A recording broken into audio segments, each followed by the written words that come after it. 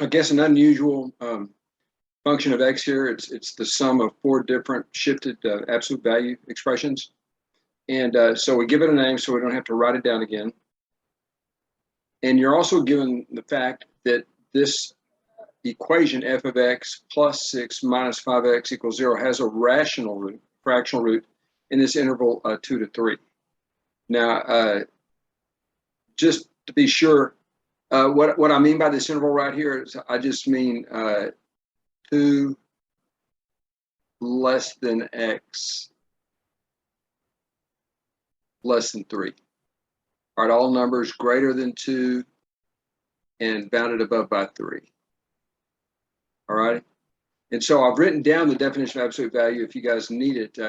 Absolute value of a number is negative if the number is negative. For example, absolute value of -4 is -4, which is 4. And of course, it's positive if x is greater than 0. And then this observation right here gets the ball rolling.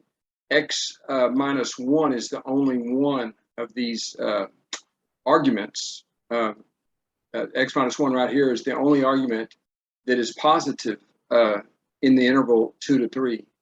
And so you remove the absolute value bars because it's just absolute value of A, if it's already positive, is just A, right? So no absolute value bars, x minus 1. But the rest of these guys are less than 0 in the interval. For example, just the very next one, x minus 3, if you put a number like, for example, 2.5 in there, you can see that that's going to be negative.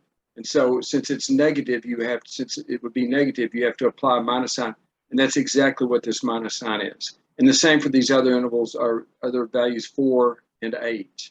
Okay, so notice that's these minus signs that you see right here, this minus sign, and this minus sign are precisely this minus sign from this absolute value definition. All right. Now the rest of this is just adding up all the terms, getting everything together, and I did that for you.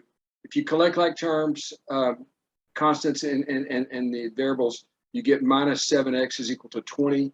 And if you add 7x to both sides and divide by 7, you get x equals to 20 over 7.